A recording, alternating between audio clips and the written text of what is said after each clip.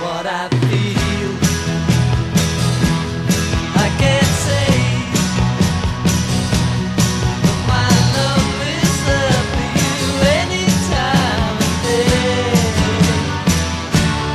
If it's all love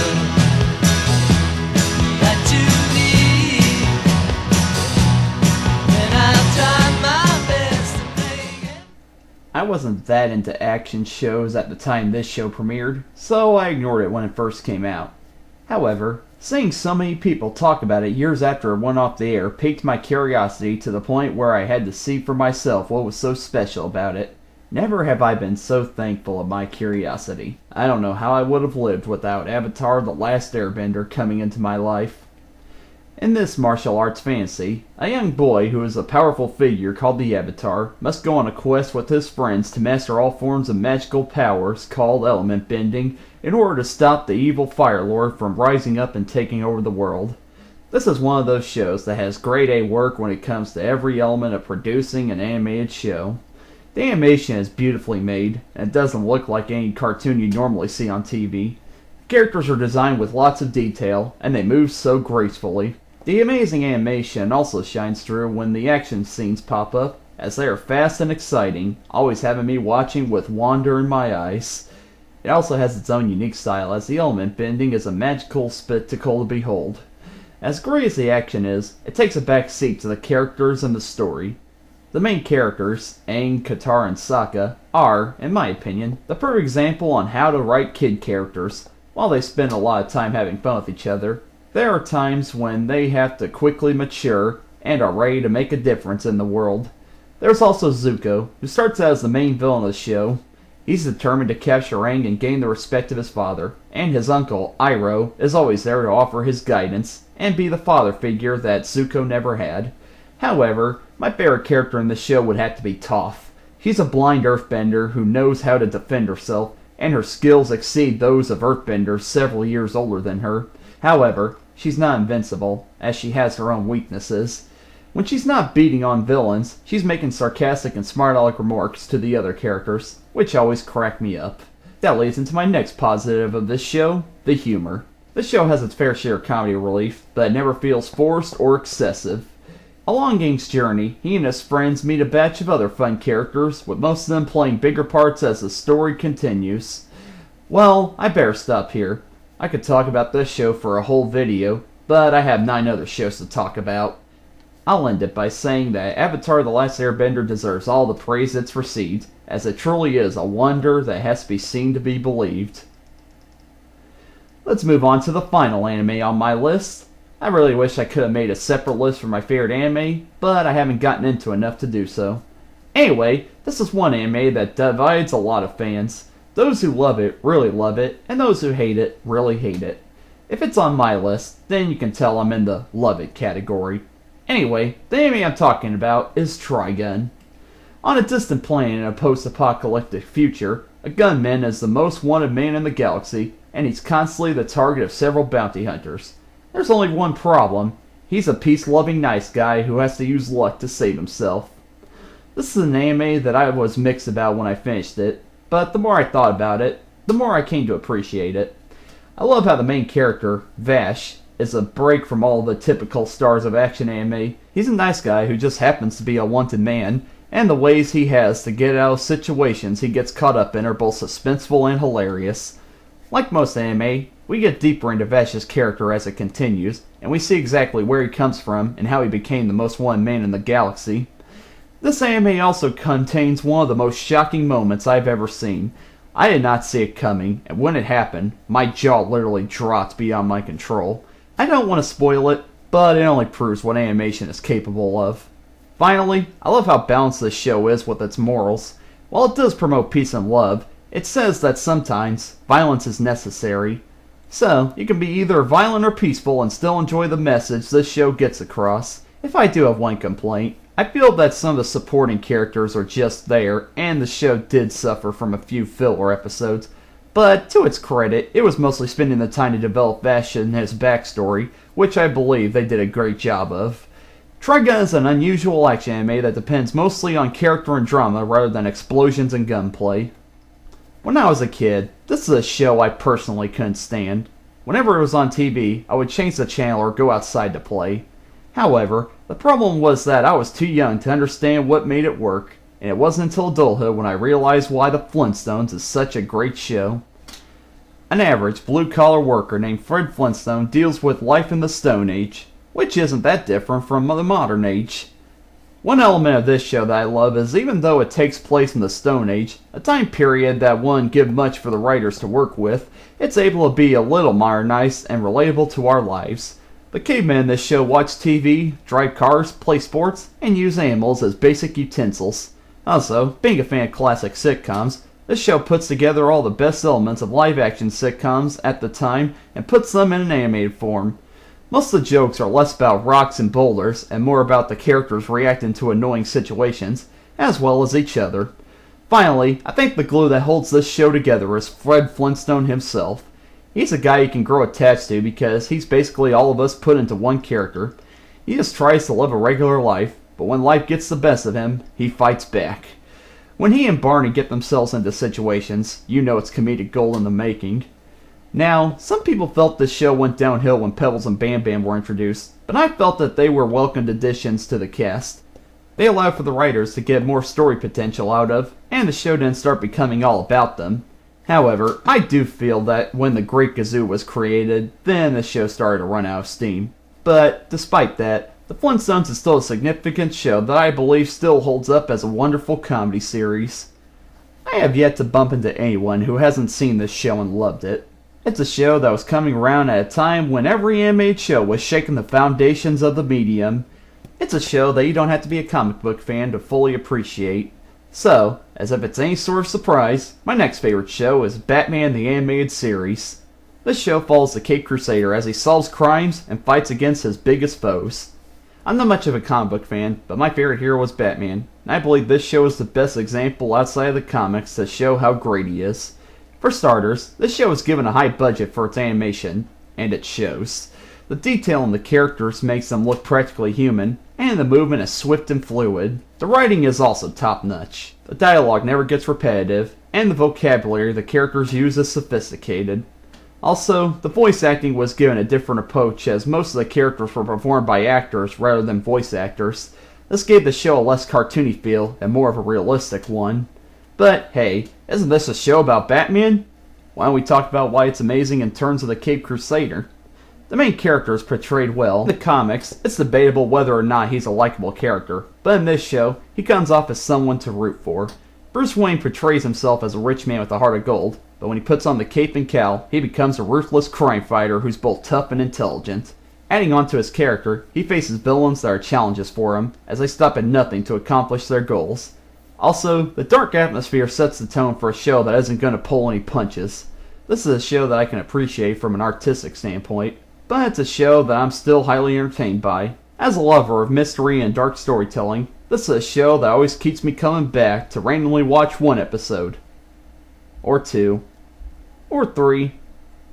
Or 10. One day when I was bored, I decided to watch this show because I felt like watching something new. What it led to is me adding a new show to my DVR list and getting into the show that came before it. Little did I know that both shows would end up on my favorites list. I already talked about Avatar: The Last Airbender, so now it's time to talk about The Legend of Korra. In the Avatar universe, time has passed since Aang brought about a new world. He's since passed away and a new Avatar has taken his place. However, the future that Aang left behind isn't the one he had in mind, leaving Korra to deal with all the corrupt leaders and monsters. As I said, I got into this show before Avatar, which I think helped me because there are a lot of people that unfairly compare this show to it, wanting it to be the same. If you ask me, I'm glad the creators aren't rehashing the same Aang storyline and are instead trying to tell a completely different story with a completely different character. Korra doesn't have to spend the whole show mastering all 4 elements. She starts out with most of them mastered. Also, while Aang was passive and peaceful, Korra is aggressive and assertive. The ages of the main characters have shifted from young teens to young adults, adding more mature drama to the story. Next, the show digs deeper into its backstory to explore the concepts of the spirit world and how the Avatar was created. This show still has all elements that make Avatar so great, which include the animation, characters, writing, and action. However, it takes a darker turn. This show creates a new group of people called Equalists, who are trying to rid the world of benders, and it also shows exactly what the relationships between humans and the spirits are like. This shows that this cartoon is appealing to those who watched Avatar when it first aired and are now adults who want something more mature. Thankfully, this show delivers. I'm eagerly awaiting Season 3 to see what direction the creators take this show in.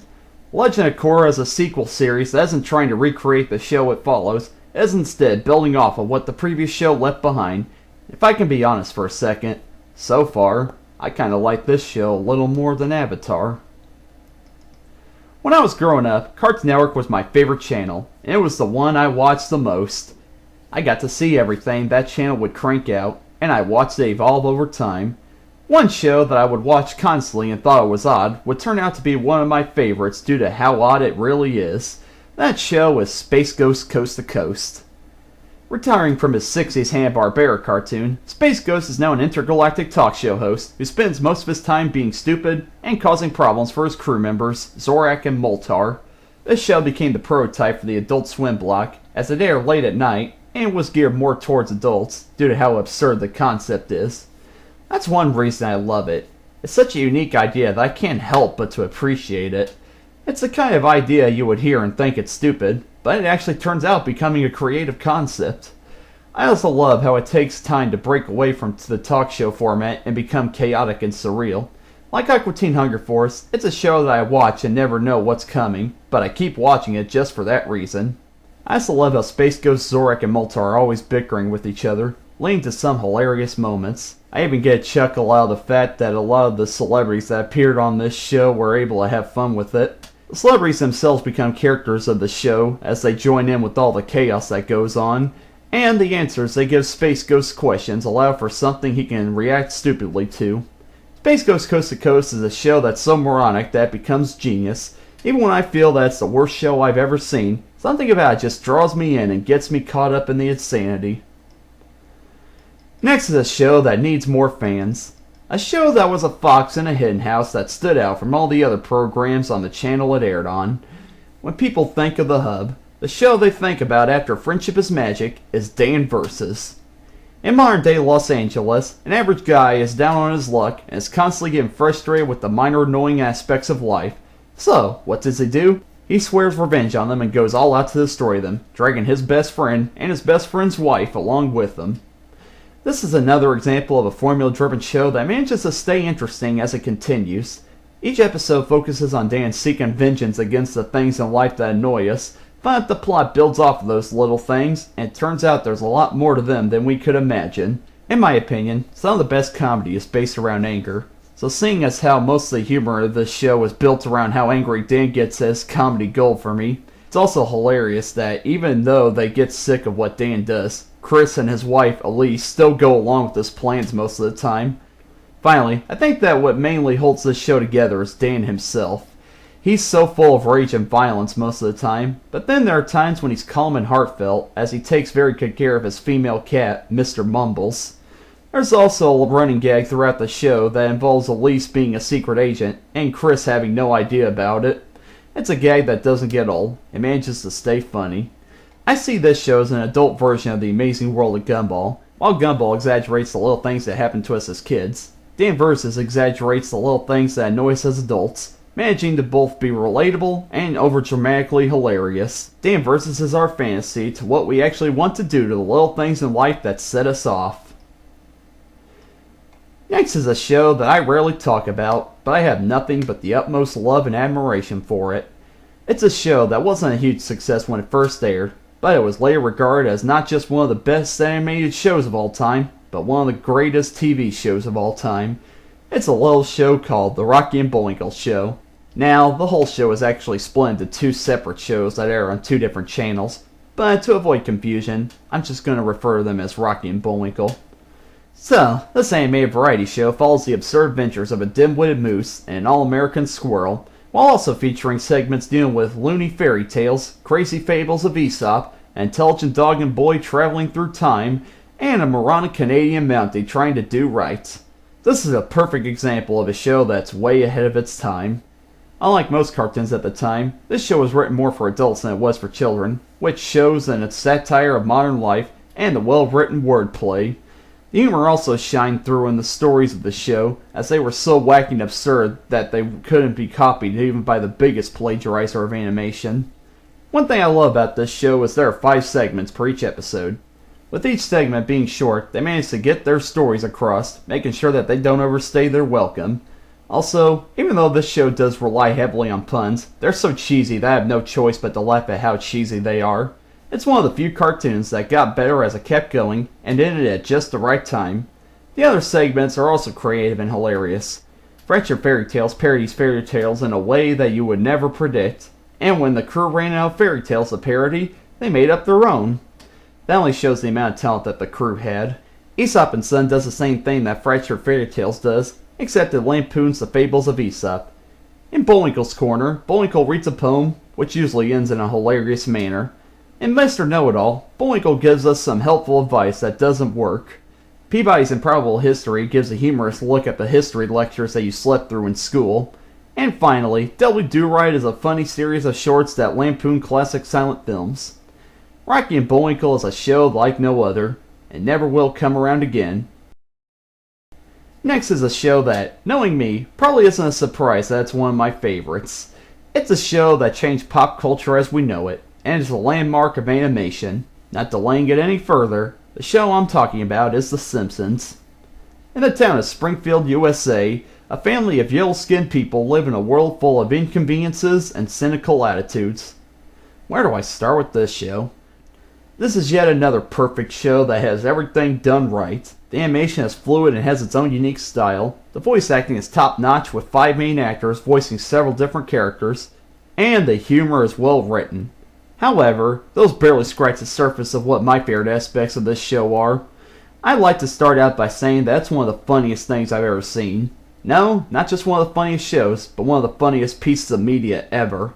Each episode has so many jokes that are so unexpected and beautifully executed that I feel like I'm watching new episodes even when I rewatch them. This show is also home to quite possibly the biggest amount of complex characters since Looney Tunes. These characters are more than just one-joke comedians. They're so deep in personality that you can make a spin-off show for each and every one of them. Due to this show being on the air for more than 25 years, it has been able to lampoon almost everything in the world, and it does so with nothing but the utmost love and respect for said things. Finally, one of my favorite elements of this show is the amount of heart it has. Sure, the family spend a lot of time declaring war with each other, but in the end, they realize they're a family, and they all love each other. I think it is really difficult to pull off heart without becoming corny, but this show adds just the right amount of subtle care.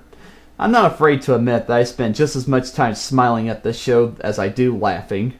For those several reasons, I'm going to stick with this show till the end. Most people say that the new episodes are in low quality, but if you ask me, they're still wonderful. Sure, they're not as good as the classics, but there are still lots of highlights of each season that deserve to be on the same level as the classics. This show was always there for me when I came home from bad days at school, so I'm going to be there for it when it needs me. If anything, I should be proud as an animation fan that's an animated TV show that's going to make history as the longest running primetime series. So, The Simpsons is a show that allows us to look at ourselves in the mirror, laugh at ourselves, and remind us of how great our lives are despite the negatives. The final favorite show of mine is a show that took me a while to get used to. It was airing at the time I was going through puberty, and I developed some crushes on the main characters. However, as it kept airing, I discovered that there was something special about it that made me happy to be alive. Last, but certainly not least, Hi Puffy AmiYumi.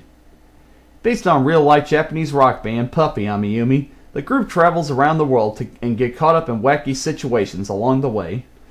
This is a show that just combines everything I love about cartoons into one. The characters are all relatable, and each of them have moments when they go absolutely insane. The gags are well timed and off the wall, being very reminiscent of the classic cartoons. And I also love that this show is able to incorporate Puffy's music into it. Not many cartoons play actual music, so when they do, I appreciate it. Finally, it's just a show that puts me in a great mood.